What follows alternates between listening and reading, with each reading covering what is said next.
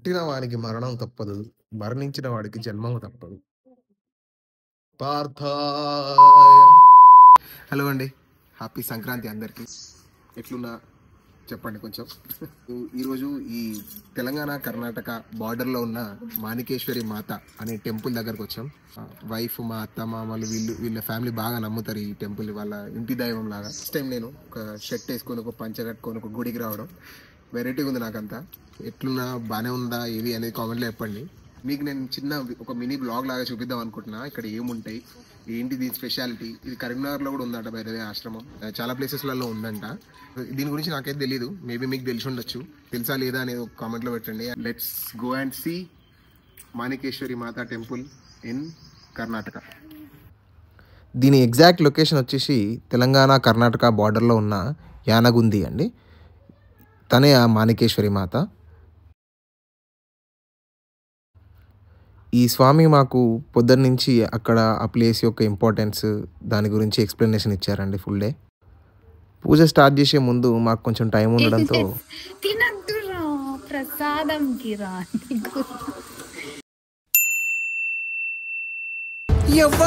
ఎవ్వడంట నిన్ను ఎత్తుకుంది.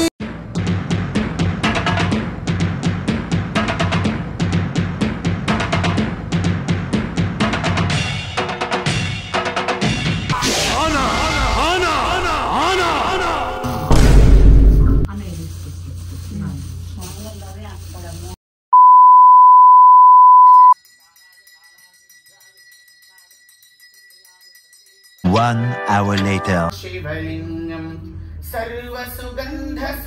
2 hours later.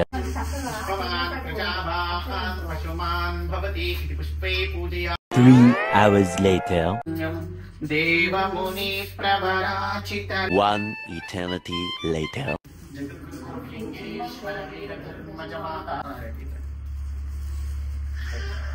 ఓం నమః శివాయ, నమః శివాయ, ఓం నమః శివాయ, ఓం నమః శివాయ,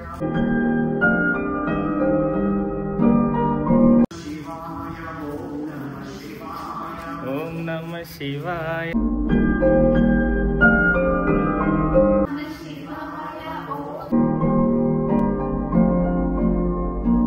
జగద్గురు కోటిలింగేశ్వర వీరధర్మజ మాతా కీ జగద్గురు కోటిలింగే. ఫైనలీ కోటి లింగాల్లో మాది కూడా ఒక లింగ ప్రతిష్ట అయిపోయిందండి. ఈ జన్మకి చాలు, నేను పోతాను అన్నయ్య, నేను పోతాను, నాకు ఇది వద్దు. ఈ లోపుగా లంచ్ టైం అయిందండి. ఇగో మా మేడం గారికి ఆకలి అయ్యేసరికి కొబ్బరి చిప్ప కొరుక్కొని ఎట్లా తింటుందో చూడండి. ఇక్కడ నాకు బాగా నచ్చిన విషయం వచ్చేసి నిత్య అన్నదానం అండి. 24/7 365 ఇక్కడ అన్నదానం జరుగుతుందంట. అది తక్కువ ప్లేసెస్లో చూశాను నేను. రోజుకొక 400 నుంచి 500 మంది భక్తులు వచ్చి ఇక్కడ భోజనం చేస్తారంట అండి. ఇక్కడ వంటల్లో కూడా మసాలాలు అన్నీ ఆర్గానిక్గా పండినవే వాడతారంట. ఈరోజు మేము కూడా ఇక్కడ ఒక 500 మంది దాకా భోజనాలు పెట్టించామండి. అది చాలా మంచిగా అనిపించిండే నాకు. ఇక్కడ దాదాపు ఒక 10-12 టెంపుల్స్ ఉన్నాయని చెప్పేసి ఆ స్వామి చెప్తే లంచ్ ఫినిష్ చేసి అవన్నీ చూసి వద్దామని చెప్పేసి డిసైడ్ అయినామండి. టైం కన్స్టెంట్ వల్ల అవన్నీ నేను చూపించలేకపోతున్నాను. బట్ అవన్నీ చూసిన తర్వాత నా రియాక్షన్ ఆధ్యాత్మికంతో అయిపోతుంది.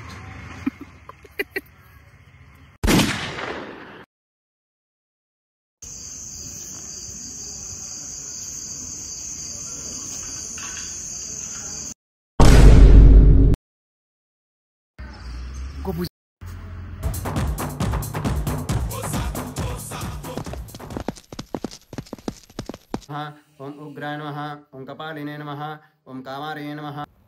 అదండి, అలా జరిగింది నా యానగుంది యాత్ర. పెళ్ళైతే మీరు కూడా ఇంతేనా, ఇన్ని పూజలు చేస్తారా? కామెంట్ చేయండి.